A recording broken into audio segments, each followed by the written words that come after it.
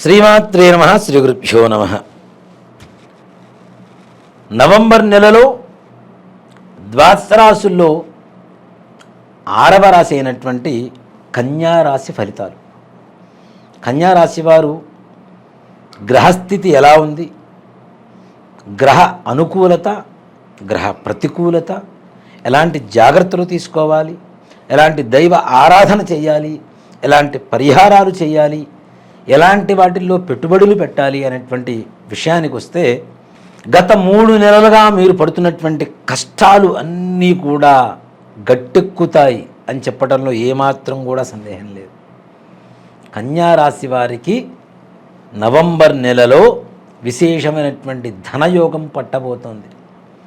సంతాన సౌఖ్యం, మీ చిన్ననాటి స్నేహితుల కలయిక, అలాగే మిత్రుల సహాయ సహకారాలు, కుటుంబంలో ఆనందకరమైనటువంటి వాతావరణం, మీ పెద్దల అనారోగ్యం నుంచి ఆరోగ్య బారిన పడి చక్కగా ప్రశాంతమైనటువంటి వాతావరణంలో ఉండటం, కుటుంబ సౌఖ్యం, ఇన్ని రోజుల నుంచి ఇంట్లో ఉండేటువంటి చిన్న చిన్న గొడవలు ఏవైతే ఉన్నాయో భార్యాభర్తల మధ్య, ఆ గొడవలు కూడా అన్నీ సమసిపోయి ప్రశాంతమైనటువంటి దాంపత్య జీవితాన్ని అనుభవిస్తూ ఉంటారు.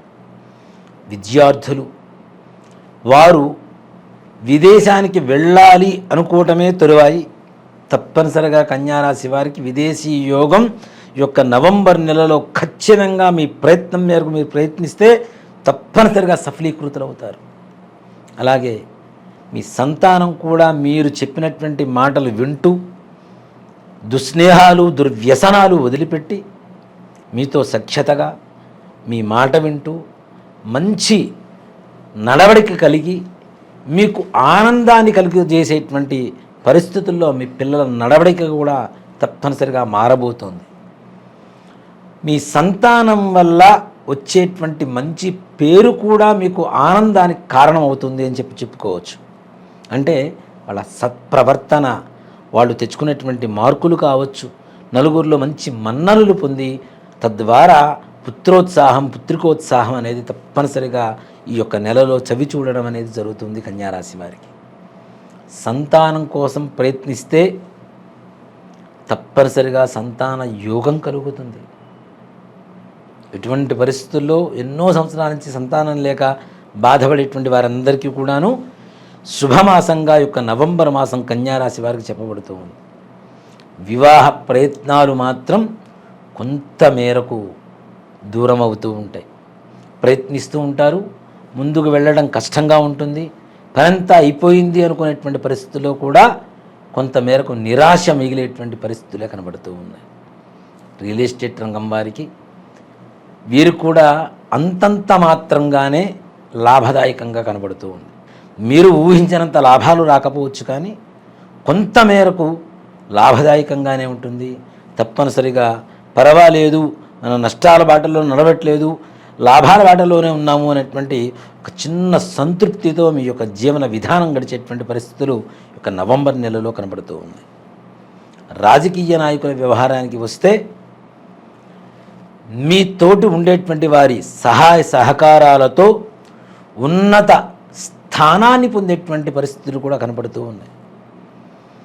చివరి దాకా వస్తుంటుంది, ఆగిపోతుంది అనుకున్నటువంటి ప్రయత్నాలు కూడా యొక్క మాసంలో మీకు మంచి ఫలితాన్ని ఇచ్చేటువంటి పరిస్థితులు కనబడుతూ ఉన్నాయి. కాబట్టి మీ యొక్క ప్రయత్నం అనేటువంటిది దృఢ సంకల్పంతో గట్టి ప్రయత్నం చేయండి, మంచి సత్ఫలితాన్ని పొందుతారు. ఇక షేర్ మార్కెట్ వారి వ్యవహారానికి వస్తే కన్యారాశి వారి యొక్క నెలలో అస్సలు ఏ రకమైనటువంటి పెట్టుబడులు జోలికి పోకుండా ఉన్న వాటితో సంతృప్తి పడుతూ తదుపరి భవిష్యత్తు కాలంలో బాగుంటుంది అనేటువంటి ఒక సద్భావనతో మెరగండి. అంతేకాని ఇప్పుడు పెట్టుబడులు పెట్టడాలు ఇట్లాంటివి మాత్రం పొరపాటును కూడా చేయకండి. అలాగే మీకు ధనపరమైనటువంటి అంటే రుణంగా ఇచ్చినటువంటి అప్పులు కూడా మొండి బకాయిలుగా మిగిలిపోతూ ఉంటాయి. ఈ సమయానికి ఈ డబ్బులు వస్తే పలానా వాళ్ళకి ఇచ్చినవి పలానా సమయంలో అవి ఖర్చు పెట్టుకుందాం అనేటువంటి పరిస్థితులు కూడా ప్రతికూలంగా మారబోతున్నాయి. కాబట్టి వాటి మీద అంత ఆశ పెట్టుకొని మీరు ఏదైనా పనులు పెట్టుకోవడం మాత్రం చేయవద్దు అనే చెప్తూ ఉంటాం. అలాగే ఇచ్చినటువంటి ధనం రాకపోగా మీరు అప్పులు చేయవలసినటువంటి పరిస్థితులు వస్తూ ఉంటాయి. ఆదాయానికి తగ్గ ఖర్చులు ఉంటాయి. ఖర్చులు కూడా అధికంగా ఉండడం చేత ఇంట్లో వివాహ శుభకార్యాలు కానివ్వండి, దూర ప్రయాణాలు చేయవలసినటువంటి పరిస్థితుల్లో కానివ్వండి, మీ దగ్గర ఉన్నటువంటి డబ్బులు ఖర్చు అయిపోయిన తర్వాత కూడా మరలా రుణం చేసి ఈ ఖర్చులు జరుపుకోవాల్సినటువంటి పరిస్థితి వస్తూ ఉంటుంది. కాబట్టి పొరపాటున మంగళవారం రోజున మాత్రం అప్పు చేయకండి. తద్వారా ఆ రుణాన్ని జీవితంలో తీర్చాలనేటువంటి పరిస్థితుల్లో, అంటే మీ దగ్గర ₹1,00,000 అప్పు తీసుకొచ్చారు, 10 లక్షలు ఉన్నా 10 లక్షలు ఖర్చు అయిపోతే కానీ ఈ ₹1,00,000 అప్పు మాత్రం తీర్చడం చాలా కష్టంగా ఉంటుంది. కాబట్టి తగిన జాగ్రత్తగా మంగళవారం రోజున ససేమిరా అప్పులు చేయకుండా మీ యొక్క జీవన విధానాన్ని గడుపుకోండి ఈ యొక్క నవంబర్ మాసంలో. అలాగే ఇక రాజకీయ నాయకులకు కూడా ఉన్నతమైనటువంటి పదవీకాల యోగంగా చెప్పుకోవచ్చు.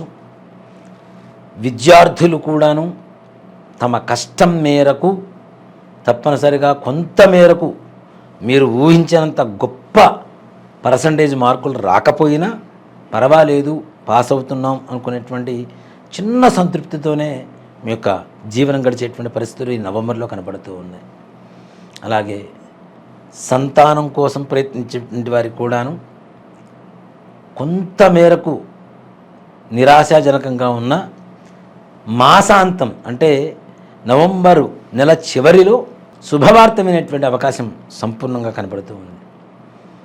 ఇక కన్యారాశి వారిలో ముఖ్యంగా నల్లగా పొడవుగా వెడల్పు ముఖం కలిగినటువంటి వ్యక్తులతో కొంచెం జాగ్రత్త వహించండి. అలాగే కొంచెం పొట్టిగా నల్లగా ఉండేటువంటి వ్యక్తులతో కూడా జాగ్రత్త వహించండి. మిమ్మల్ని పొగుడుతూ వాళ్ళ అవసరాలు తీర్చుకుంటూ అవసరం తీరిన తర్వాత వారు మిమ్మల్ని దూరం చేసుకుంటూ మీ పట్ల అసభ్యకరంగా సంఘంలో మాట్లాడేటువంటి పరిస్థితులు కనబడుతున్నాయి. కాబట్టి ఇలాంటి వ్యక్తుల్ని కొంచెం దూరంగా ఉంచడం అనేది మంచిది. కన్యారాశి వారు ఏ రకమైనటువంటి పరిహారం చేస్తే మీకు ఉండేటువంటి సకల కష్టాలు తొలగిపోతాయో ఆ యొక్క పరిహారం ఉలవలు ఉంటాయి. ఉలవలు తీసుకోండి, ఒక 1/4 కేజీ. సోమవారం పొద్దున్నే చక్కగా నీళ్ళల్లో నానబెట్టండి. మంగళవారం పొద్దున్నే తీస్తే చక్కగా నానిపోయి ఉంటాయి ఆ ఉలవలు.